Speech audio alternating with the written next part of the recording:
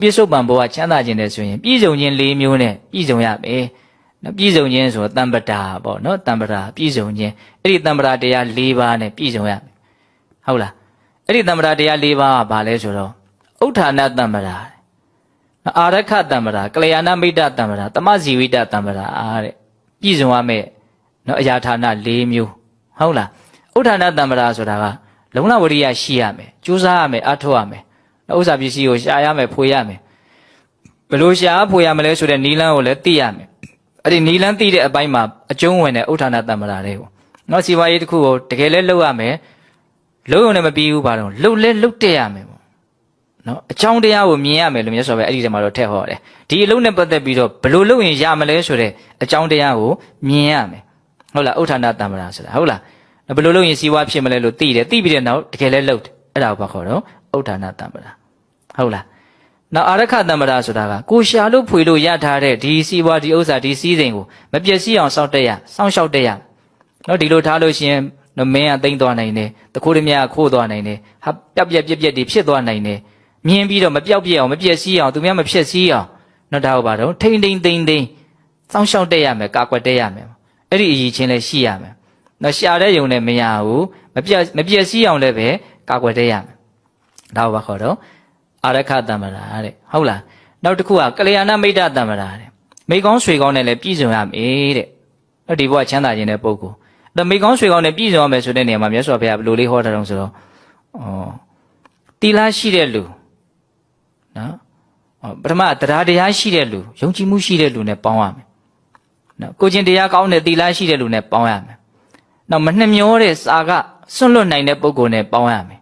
ပညာဘောခန္ဓာအကြောင်းကိုသိတဲ့ပုဂ္ဂိုလ်နဲ့ပေါင်းရမယ်ဟောဒီ၄ချက်ကိုမှတ်ထားပြီးရင်ဒီ၄ချက်ပြန်လာအောင်ပါဟုတ်လားတတ္တာတိလစာကပညာနော်ဒီလိုတရားတရားနဲ့ပြည့်စုံတဲ့ကိုချင်းတိလနဲ့ပြည့်စုံတဲ့စွန့်လွတ်မှုနဲ့ပြည့်စုံတဲ့သိမြင်နားလည်မှုနဲ့ပြည့်စုံတဲ့လူနဲ့ပေါင်းရမယ်ပေါင်းရုံနဲ့မရဘူးတဲ့သူ့ကိုအတုလိုက်ပြီးတော့ကိုလည်းပဲတရားတရားရှိအောင်တိလရှိအောင်စွန့်လွတ်နိုင်အောင်သိမြင်နားလည်အောင်လည်းကြိုးပမ်းအထောက်ရမယ်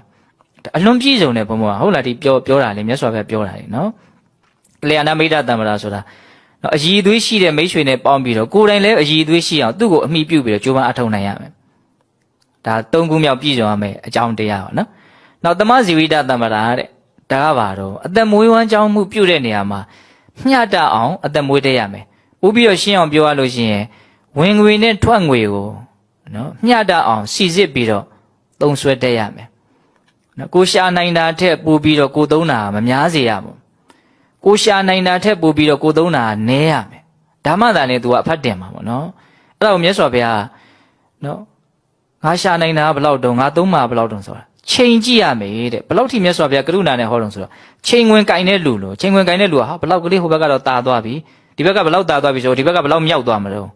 စဉ်းစားနော်အဲ့တော့ဘယ်လောက်လောက်ကလေးပဲတာတဲ့တယ်ဘယ်လောက်လောက်ကတော့မတာတဲ့ဘူး तू နှိုင်းချိန်အဲ့ဒါကိုမြတ်စွာဘုရားဥမာပေးတယ်ဟုတ်လားငါဘယ်လောက်ရှာနိုင်တယ်လေငါရှာနိုင်တာကဘယ်လောက်လဲအဲ့ဒါကိုကြည့်ပြီးတော့ငါဘယ်လောက်သုံးမလဲဆိုတာကိုစဉ်းစားပဲအခုလူတော်တော်များများအဲ့ဒီကိစ္စမှာအဲ့ဒီအင်္ဂါရချွတ်ယွင်းကြတာပေါ့နော်။ပေါင်းဆိုသူတို့ကသူများသုံးရင်သုံးချင်တာပေါ့နော်။ကိုသုံးရမယ့်အနေအထားကိုသူများနဲ့သွားတိုင်တာအဲ့ဒါကောစားအလွယ်ကြီးလွဲတော့တာပဲ။ပေါင်းဆိုကိုကသူများမှမဟုတ်ပဲကို။သူများကဘယ်လောက်ရှာနိုင်မှမသိပဲ။ဟုတ်လား။ဒါမဲ့လည်းကိုယ့်ရဲ့မိုက်တဲ့ဘာမှမရှာနိုင်မဲ့သုံးတဲ့လူလည်းဖြစ်ချင်လည်းဖြစ်မယ်ပေါ့။အဲ့တော့သူဘယ်လိုပဲဖြစ်နေနေကိုကတော့ကိုနဲ့ကိုပဲဘာလို့ရမှာတော့ရှင်ရမှာဟုတ်လားကိုဘလို့ရှာနိုင်တယ်ဘယ်လောက်ရှာနိုင်တယ်လဲအဲ့ဒါကိုကြည့်ပြီးတော့ကိုဘလို့သုံးမလဲဘယ်လောက်သုံးမလဲဆိုတာကိုစဉ်းစားမှာဟုတ်လားကိုယ့်ရဲ့အတန်းစားကိုယ့်ရဲ့အဆင့်ကိုသူများနဲ့သွားပြီးတော့ရှင်လို့မရအောင်အဲ့တော့ဒီနေရာမှာမြတ်စွာဘုရားဟောတာဘယ်လောက်တဘာဝကြလဲဆိုရင်နည်းနည်းရှာပြီးတော့များများသုံးရင်လည်းပဲအဓိပ္ပာယ်မရှိဘူးဒါပြက်ကိုပြက်စီးမယ်ဟုတ်လားများများရှာပြီးတော့နည်းနည်းသုံးရင်လည်းမြတ်စွာဘုရားမချီးမွမ်းဘူးအဲ့ဒီအစွန်းတစ်ဖက်ကိုလည်းသွားမနေနဲ့တချို့ကအများကြီးရှာပြီးတော့ဟာတကယ်မှကုတ်စည်းနေပြီးတော့ဘာမှကိုမသုံးတဲ့လူတွေလည်းရှိတယ်အဲ့ဒါကိုမြတ်စွာဘုရားဘယ်လိုဟောတော့ဆိုတော့ကိုရှာနိုင်တာနည်းနည်းကိုသုံးတာများများဆိုရင်ဘာနဲ့တူလဲဆိုရင်တဖန်းသီးစားတဲ့လူနဲ့တူတယ်လို့ကဲ့ရဲ့ခံရလိမ့်မယ်တဲ့အဲ့ဒါဘုန်းတို့စားတဲ့ကိုသေချာကြည့်မှအဓိပ္ပာယ်လေးကသိတယ်တဖန်းသီးစားရဆိုတော့ဘာပြောဆိုဘုန်းတို့ဇီးဘူးပင်တို့တဖန်းသီးတဖန်းပင်တို့စားခြင်းပြီဆိုရင်အပင်ပေါ်တက်ပြီးတော့ဆွတ်တာရှားတယ်အောက်ကနေပြစ်တာပေါ့နော်ဝရင်တုတ်တို့ဘာတို့ခဲတို့ဘာနဲ့ပြစ်လိုက်တယ်ဆိုရင်စားကျင်တာတစ်လုံးနှလုံးကျွေးလာတာဘရုံဘရုံဆိုအကုန်ကျွေးလာဖြုံတီးတာကိုပြောတာဟုတ်လားကိုနဲ့မထိုက်တန်တာတွေကိုသုံးဆွဲတာနော် အဲ့လိုကဲ့ရဲ့ခံရတဲ့တဲ့နောက်ကိုကအများကြီးရှာနိုင်တယ်တကယ်ကိုပဲအဆင့်တန်းရှိနေနိုင်ထိုင်နေတဲ့လူတယောက်ဒါပေမဲ့လို့အဆင့်မီအောင်သုံးဆွဲတာမရှိဘူးကိုယ့်အဆင့်တန်းမီအောင်မသုံးဆွဲနိုင်နှမျောနေတာသူကသိန်းတာကိုပဲအရသာခံနေတာဟုတ်လားအဲ့ဒါကြတော့လေမြတ်စွာဘုရားဘယ်လိုပြောဆိုဒါလည်းပဲမချီးမွမ်းတိုက်ဘူးတဲ့ဘယ်လိုမျိုးကဲ့ရဲ့တရားရှိလဲသူကြတော့ခုကိုရမယ်အားကိုရမယ်အားထားရမယ်သေရတဲ့လူလို့သူများကဲ့ရဲ့တာကိုခံရလိမ့်မယ်တဲ့သူ့မှာပတ်စံတွေသာရှိတာအဲ့ပတ်စံတွေကသူ့အတွက်အားကိုရမှာဖြစ်ဘူးအဲ့ပတ်စံတွေကြောင့်သူဘာမှသိပ်ပြီးတော့ချမ်းချမ်းသာသာသူမနေလဲရအောင်ပြီးတော့သေတော့လည်းဘာဖြစ်တော့ထားခဲ့မှာပဲလေသူ့ကိုယ်သူတောင်မသုံးလောက်အောင်နော်ဒီလောက်ကြီးကုတ်စည်းနေနေသူများပေးဖို့ဆိုတာသူတော်တော်ကိုမစင်သားတဲ့အနေထားမှာရှိမယ်ဟုတ်လားထားတော့အဲ့ဒါဘုန်းတို့ပြောရင်တာပါတော့တမဇီဝိတတမ္မရာဆိုတာဝင်ငွေနဲ့ထက်ငွေနဲ့ညီမျှအောင်နော်နေတတ်ရမယ်စားတတ်တောက်တတ်ရမယ်သုံးတတ်ဆွဲတတ်ရမယ်ဒါပြောတာနော်အဲ့ဒီတမ္မရာတရား၄ပါးနဲ့ပြည့်စုံရင်သေချာပေါက်ဒီလိုဟာပါတော့ပြစ္ဆုတ်ပံမှာကြီးပွားမယ်ချမ်းသာမယ်လို့အဲ့လိုဟောတယ်ဟုတ်လားအဲ့ဒါဆက်ပြီးတော့မြတ်စွာဘုရားအဲ့ဒါလိုတမ္မရာတရား၄ပါးနဲ့ပြည့်စုံလို့ကြီးပွားမှုချမ်းသာမှုကိုယ်မဲ့ရလာပြီဆိုလို့ရှိရင်မပြီးသေးဘူးတဲ့အဲ့ဒီကြီးပွားမှုကိုထိန်းထားနိုင်ရမယ်အဲ့ဒါဘလို့ထိန်းမလို့အဲ့ဒါကိုမြတ်စွာဘုရားထက်ဟောဆက်ပြီးတော့ဟောတယ်ဥမာပေးပြီးတော့ဟောတာသူက